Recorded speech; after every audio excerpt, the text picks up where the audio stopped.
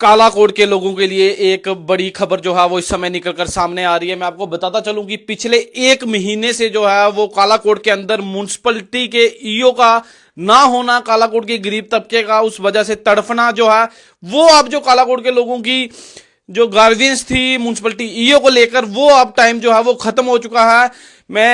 हमने एक खबर पहले भी चलाई थी जहां पर हमने डिप्टी कमिश्नर राजौरी से गुहार लगाई थी कि कालाकोट के अंदर जो है वो म्युनिसिपलिटी ईओ जो है वो जल्दी भेजें। कहीं ना कहीं जो लोग परेशान बैठे हुए हैं, क्योंकि काफी सारे गरीब लोग जो हैं कालाकोट म्युनिसिपलिटी के अंदर बिलोंग करते हैं। और इसी के साथ साथ जो है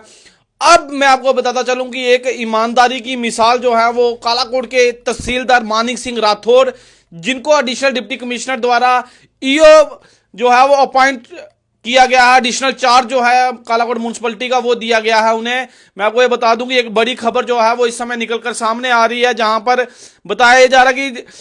डिप्टी कमिश्नर राजौरी द्वारा एक ऑर्डर निकाला जाता है जिसपे कालाकोट म्युनिसिपलिटी ईओ को अपॉइंट किया जाता है और वो एडिशनल चार्ज दिया जाता है कालाकोट के तहसीलदार मानिक सिंह राठौर को, जो इस समय कालाकोट के अंदर तहसीलदार पर नियुक्त हैं और काफी अच्छा काम कर रहे हैं। उनकी जितनी सराहना की जाए उतनी कम है, क्योंकि आप सब लोग भी जानते हैं कि तहसीलदार कालाकोट मानिक सिंह राठौर जो हैं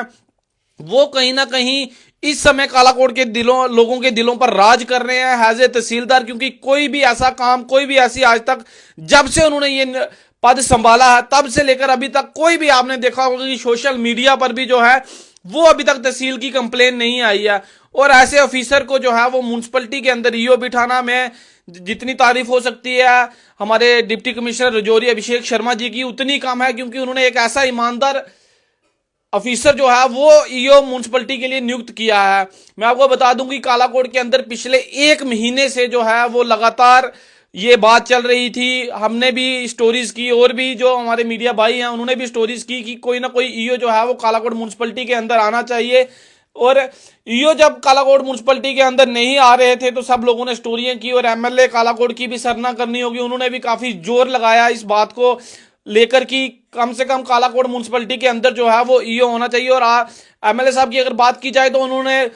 कमिश्नर साहब को भी फोन किया था कि इसके रिलेटेड कि कालाकोट के अंदर जो है वो ईओ होना चाहिए। लेकिन कहीं ना कहीं आज डिप्टी कमिश्नर राजौरी का ऑर्डर जो है वो निकलकर सामने आया, जहां पर एडिशनल चार्ज जो है वो मानिक सिंह राठौर जो कि इस समय तहसीलदार नियुक्त हैं